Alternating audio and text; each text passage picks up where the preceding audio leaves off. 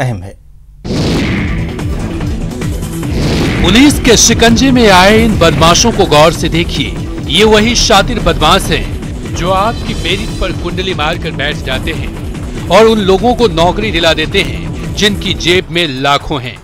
इन सभी को भरतपुर के अटल बंद थाना पुलिस ने राजस्थान कर्मचारी चयन बोर्ड परीक्षा में नकल कराने के आरोप में गिरफ्तार किया है। अटल बंद थाना पुलिस का कहना है कि जयपुर एसओजी को भरतपुर में आयोजित हुई कनिष्ठ अभियंता परीक्षा में पास कराने वाले गिरोह के बारे में इनपुट मिले थे। इसके बाद जयपुर एसओजी की सूचना के बाद भरतपुर पुलिस ने जाल बिछाकर गिरोह के 4 बदमाशों को गिरफ्तार किया है। पुलिस ने इनके पास से 2 कार और कई मोबाइल फोन भी जब्त किए हैं। लोगों द्वारा परीक्षार्थियों को रुपए और पेपर आउट में अन्य प्रकार की गड़बड़ी करने की सूचना एसओजी जयपुर से प्राप्त हुई भरतपुर एसओजी को, जिस पर 4 लोगों को गिरफ्तार किया गया है। उदयवीर सिंह, मांगीलाल, सचिन कुमार और देवकी नंदन। तो उच्च अधिकारियों के निर्देशन में तफ्तीश अटलबंद थाना प्रभारी मोर्चे सीआई गंगासाहेब मीना को दी गई है। मुलजिमों से तफ्तीश जारी है। पुलिस की गिरफ्त में बैठे ये तीनों उस सांसी गैंग के सदस्य बताए जा रहे हैं जो शादी समारोह में नकदी और जेवर से भरे बैग चुराने का काम करते थे। अलवर आए सांसी गैंग के इन तीनों बदमाशों को गिरफ्तार करने के साथ साथ पुलिस ने 2 नाबालिगों को भी निरुद्ध किया है। बताया जा रहा है कि ये गिरोह बच्चों के जरिए चोरी की वारदातों को अंजाम देने के लिए यहाँ सांसी से अलवर आया था। पुलिस का कहना है कि इस गिरोह ने कटी घाटी के आसपास के बैरेज होम्स की रेकी भी कर ली थी, लेकिन वारदात से पहले ही ये गिरोह पकड़ा गया।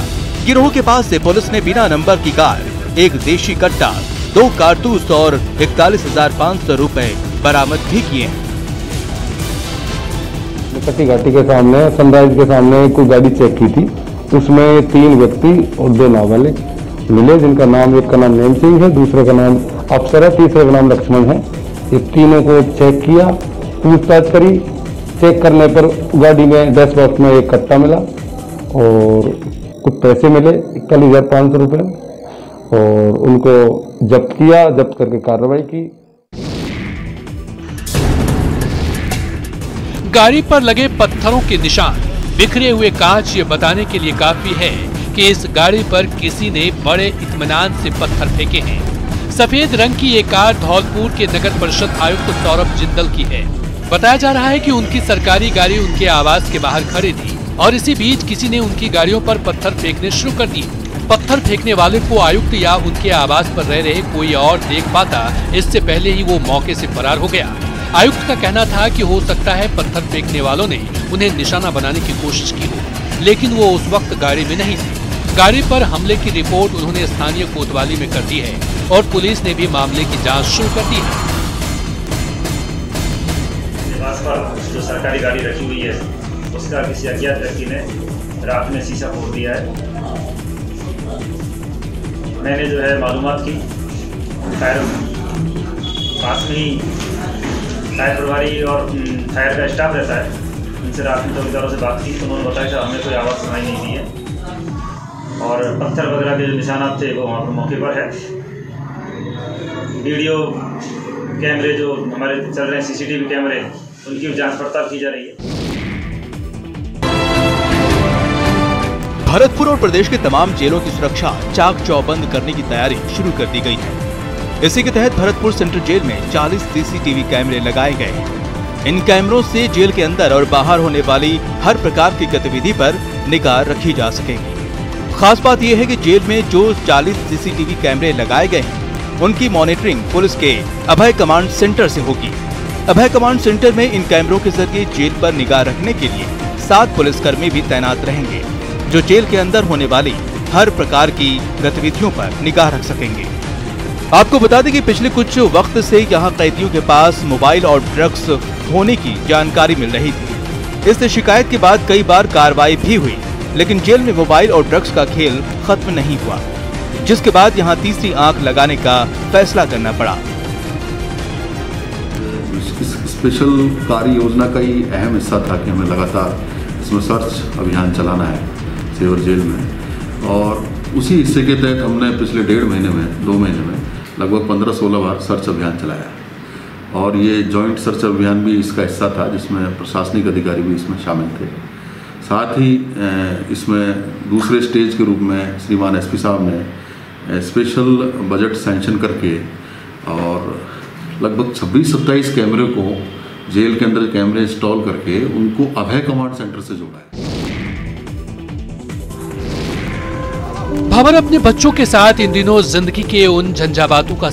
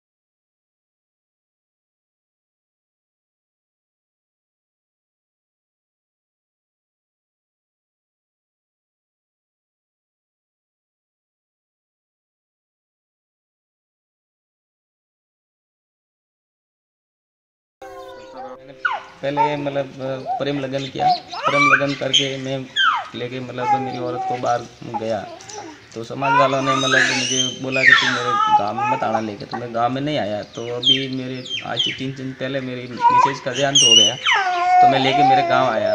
तो अभी वो मतलब उस लाश को मतलब अंतिम संस्कार भी नहीं कर रहे और गांव में मुझे बैठने भी नहीं दे रहे। अब मैं उसका अंतिम संस्कार के लिए लास्ट में हार मान के मैं पुलिस का सहारा लिया मैंने, और पुलिस आज मौके पे आई और उन्होंने जायजा लिया कि मतलब क्या करना है क्या नहीं करना है।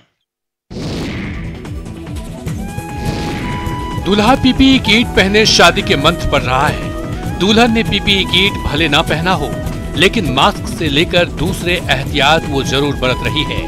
गौर से देखिए तस्वीरों को। दूल्हे ने ग्लव्स पहन रखे हैं ताकि दुल्हन का हाथ थामते वक्त इस बात का डर ना हो कि वो भी इस वायरस से संक्रमित हो सकती है, जिस वायरस की वजह से दूल्हे को शादी का जोड़ा छोड़ पीपीई किट पहनना पड़ा है। ये तस्वीरें अरवल जिले के कुतीना गांव से आई है, जहां दीपिका की शादी कमल सिंह से हो रही थी। शादी के कुछ घंटे पहले उसकी कोरोना रिपोर्ट पॉजिटिव आने पर हड़कंप मच गया था। पहले तो लगा कि शादी नहीं हो पाएगी, लेकिन डॉक्टरों की सलाह और देखरेख में दूल्हे ने पीपीई किट पहना। साथ ही उन लोगों ने भी जिनकी सेहत खराब होने का डर था, और फिर तमाम गाइडलाइंस का पालन करते हुए पंडित जी ने दीपिका और कमल की शादी करा दी। ऐसी ही शादियों को देखकर लगता है वो कहावत सही है जिसमें कहते हैं जोड़ियां तो ऊपर वाला बनाता है।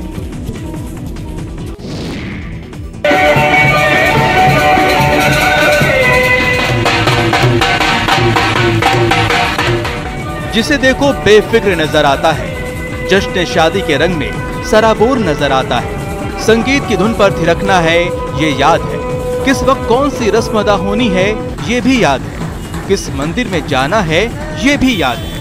याद नहीं है तो बस इस वक्त जिंदगी के लिए सबसे जरूरी मास्क और कोरोना गाइडलाइंस का पालन। तस्वीरें देखते जाइए, अंदाजा हो जाएगा कि चित्तौड़गढ़ के लोग किस कदर कोरोना संक्रमण के खतरे को दरकिनार कर शादी समारोह में शामिल हो रहे हैं, बाहर निकल रहे हैं। सरकार से लेकर स्थानीय प्रशासन तक सब समझा कर थक गए। जुर्माने की रकम भी तय कर दी गई, फिर भी ये लोग बेफिक्र हैं। इतने बेफिक्र कि खुद बीमार पड़ने के साथ साथ दूसरों को भी बहुत बीमार करने की बात भूल चुके हैं।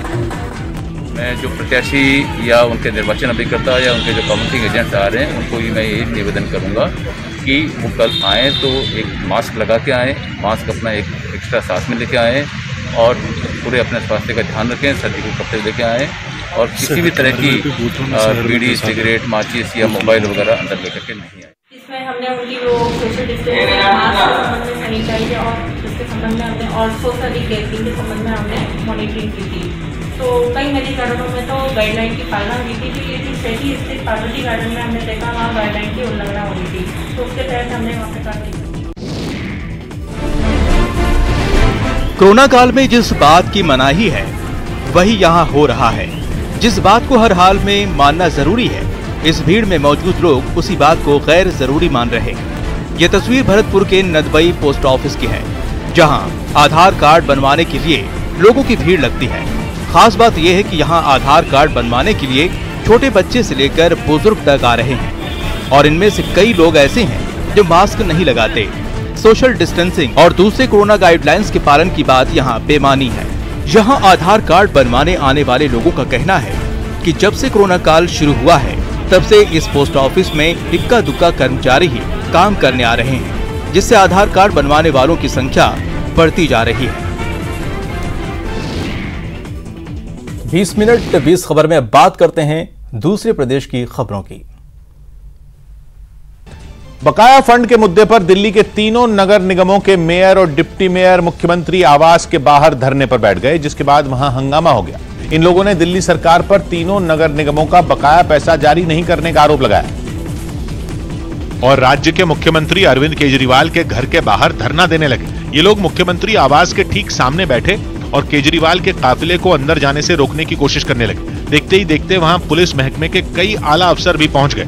उन्होंने धरने पर बैठे दिल्ली के तीनों नगर निगमों के मेयर और डिप्टी मेयर को समझाने की कोशिश की और उनसे रास्ते से हटने के लिए कहा। रास्ते में बैठ के बात नहीं होती है,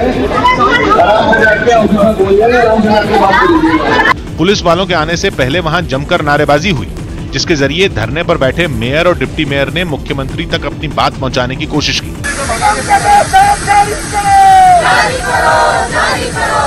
यही नहीं, अपनी मांगों पर अड़े इन लोगों ने ये जाहिर कर दिया कि वो पीछे हटने के मूड में नहीं है। मेयर और डिप्टी मेयर के मुताबिक दिल्ली सरकार को नगर निगमों को करीब 13,000 करोड़ रुपए देने हैं।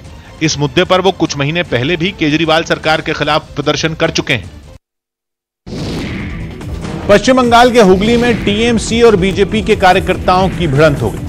आरोप है कि रास्ते के विवाद पर टीएमसी समर्थकों ने बीजेपी नेता कबीर शंकर बसु पर हमला कर दिया और उनकी गाड़ी में तोड़फोड़ करने लगे, जिसके बाद बीजेपी और टीएमसी कार्यकर्ता आमने सामने आ गए। इस घटना का एक वीडियो भी सामने आया, जिसमें रात के वक्त टीएमसी के कुछ कार्यकर्ता बीजेपी नेता कबीर शंकर बसु की गाड़ी के आगे हंगामा करते दिखे। इस दौरान बीजेपी के कार्यकर्ताओं ने उन्हें समझाने की कोशिश की और जब मामला शांत नहीं हुआ तो बीजेपी नेता की सुरक्षा में तैनात जवानों ने उनकी पिटाई शुरू कर दी। बवाल कर रहे टीएमसी समर्थकों को दौड़ा कर पीटा गया, जिसमें कुछ लोग घायल हो गए। जिसके बाद बीजेपी के लोगों पर कार्रवाई की मांग करते हुए टीएमसी कार्यकर्ताओं ने वहां हंगामा शुरू कर दिया। यही नहीं, इस घटना के बहाने टीएमसी सांसद कल्याण बंद्योपाध्याय ने बीजेपी पर जोरदार हमला किया। बीजेपी दंगाबाज दल बीजेपी। टीएमसी के समर्थक काफी देर तक सड़क पर हंगामा करते रहे। हालांकि बाद में पुलिस ने उन्हें समझा बुझाकर शांत करा दिया। बंगाल के मेदिनीपुर में हुई ममता बनर्जी की रैली में शुवेंदु अधिकारी नहीं पहुंचे। मेदिनीपुर को शुवेंदु अधिकारी का गढ़ माना जाता है। पिछले कई दिनों से उनके ममता बनर्जी से नाराज होने की खबरें हैं और माना जा रहा है कि शुवेंदु अधिकारी इसी वजह से मेदिनीपुर की रैली में नहीं आए। शुवेंदु के गढ़ में हुई ममता की इस रैली से केवल वही नहीं बल्कि उनके परिवार के दूसरे सदस्य भी नदारद रहे। हालांकि ममता ने अपने हाव भाव से ये जताने की पूरी कोशिश की कि टीएमसी में सब ठीक है। उन्होंने पूरे जोश के साथ लोगों के सामने अपने जाने पहचाने तेवर में भाषण दिया और उन्हें फिर से सरकार बनाने का मौका देने की अपील की।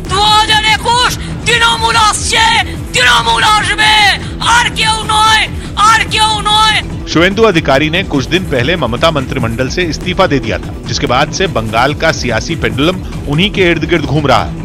हालांकि अब तक उन्होंने टीएमसी नहीं छोड़ी है, लेकिन उनके बागी तेवर बरकरार हैं। मेदिनीपुर में हुई ममता की रैली में शुवेंदु अधिकारी और उनके परिवार के सदस्यों की गैर मौजूदगी को इसी से जोड़कर देखा जा रहा है, क्योंकि खबर है कि उन्होंने पार्टी आला कमान को बता दिया था कि वो टीएमसी के लिए काम नहीं कर पाएंगे। हालांकि इस बीच पता चला है कि शुवेंदु अधिकारी के पिता और टीएमसी सांसद शिशिर अधिकारी ने खबर भिजवाई थी कि उनके पैर में चोट लगी है, इसलिए वो रैली में नहीं आ पाए। जबकि शुवेंदु के भाई और टीएमसी सांसद दिव्येंदु अधिकारी के दिल्ली में होने की खबर है। महाराष्ट्र के औरंगाबाद से एक चौंकाने वाला वीडियो सामने आया, जिसमें एक कोरोना मरीज को अस्पताल में हंगामा करते देखा गया। अस्पताल में भर्ती एक कोरोना मरीज बीमारी की हालत में ही घर जाने की जिद पर अड़ गया और जब उसे रोका गया तो वो भड़क गया और अस्पताल में तोड़फोड़ शुरू कर दी।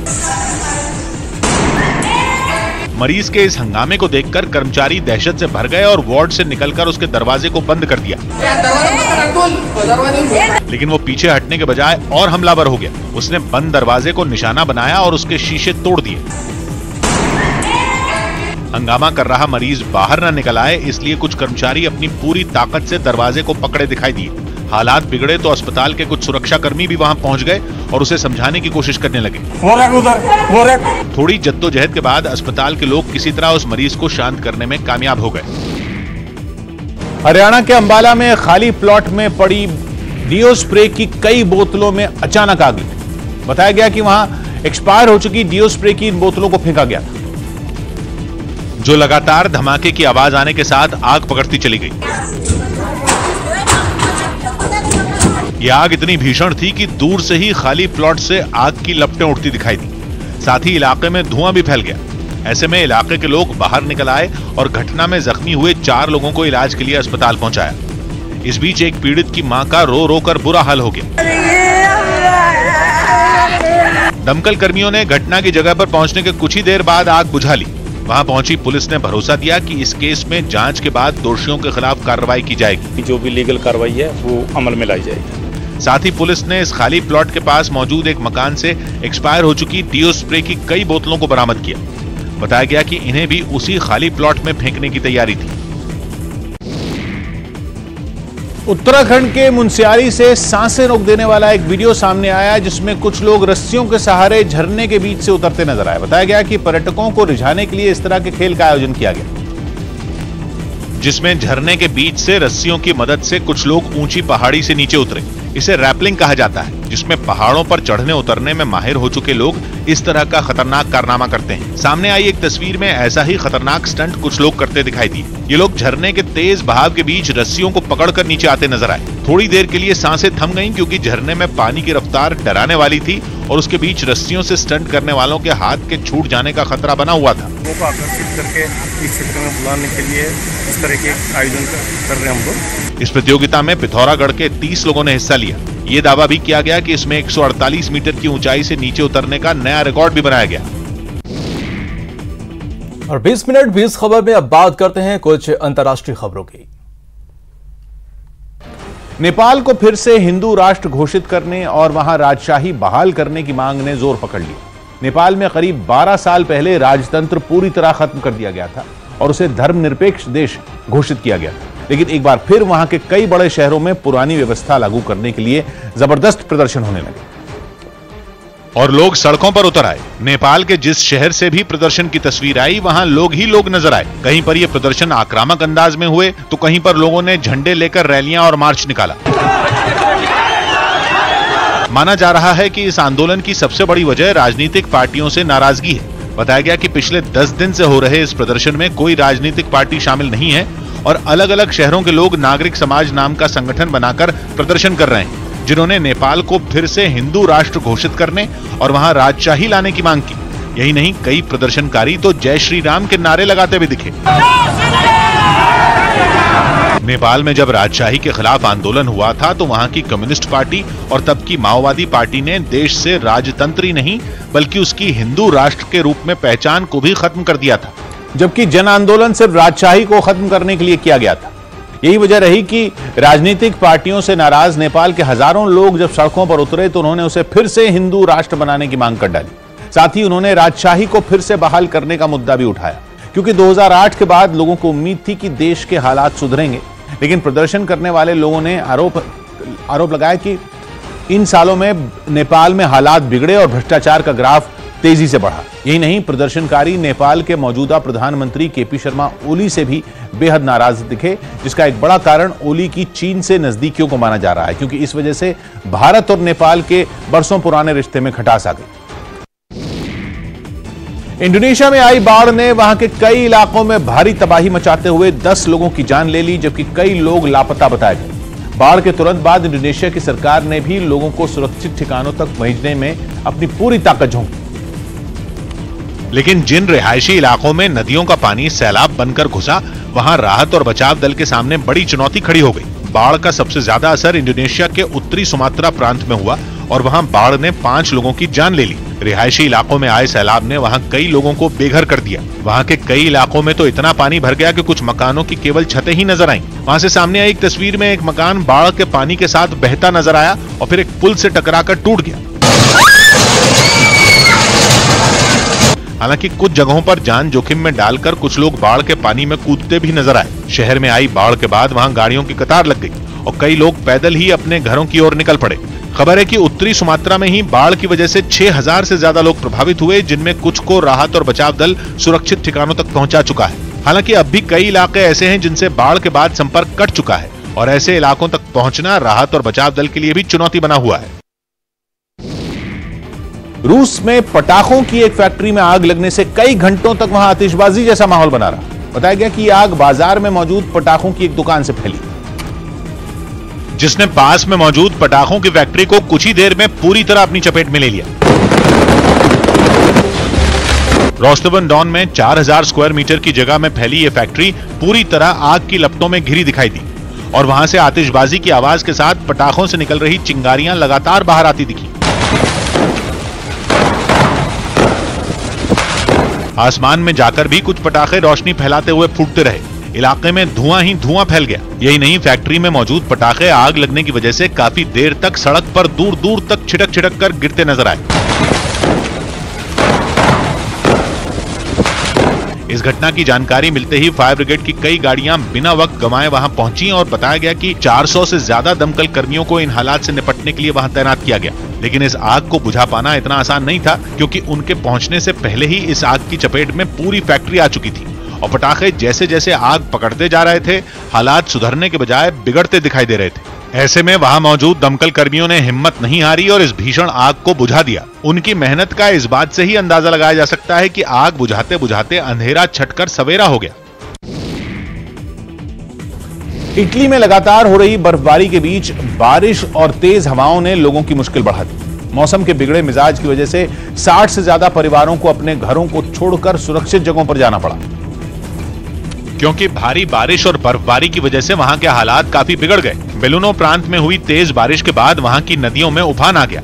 ऐसी ही एक नदी पर बना एक पुल तेज लहरों के सामने टिक नहीं पाया और वो टूटकर पानी में बह गया। कई इलाकों में जमीन खिसकने की घटनाएं भी सामने आई। एक जगह पर तो एक गाड़ी जमीन खिसकने के बाद मलबे में दबी दिखी। खराब मौसम के बीच राहत बचाव की टीम मुसीबत में फंसे लोगों की जान बचाती नजर आई। इस काम में कई हेलीकॉप्टरों को भी लगाया गया। बारिश के अलावा बर्फबारी ने भी वहां के लोगों की परेशानी बढ़ा दी। लोगों के मकान बर्फ की सफेद चादर से ढके दिखे। भारी बर्फबारी के बाद रास्तों पर बर्फ की मोटी परत जम गई, जिसे हटाने के काम में खुदाई करने वाली मशीनों को लगाया गया। मौसम की इस दोहरी मार से वहां का तापमान कई डिग्री लुढ़क गया। दक्षिण अफ्रीका के डर्बन से एक रोंगटे खड़े कर देने वाला वीडियो सामने आया। वहां एक रिफाइनरी में भीषण आग लग गई।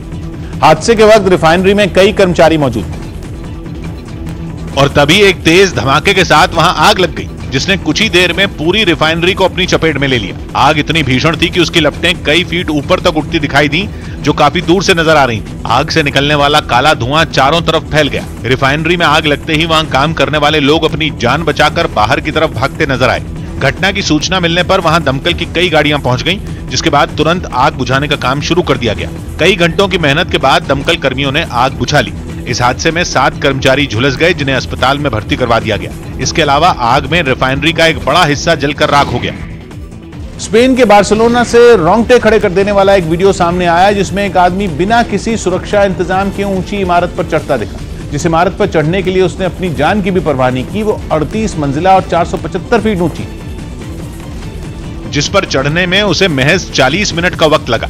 हालांकि ये बेहद खतरनाक था, क्योंकि जरा सी भी चूक उस आदमी की जान ले सकती थी। इस दौरान वहां चल रही तेज हवाएं भी उसके लिए मुश्किलें पैदा कर रही थी, लेकिन उसने हिम्मत नहीं हारी और इमारत में लगे लोहे के खंभों के सहारे धीरे धीरे ऊपर तक पहुंच गया।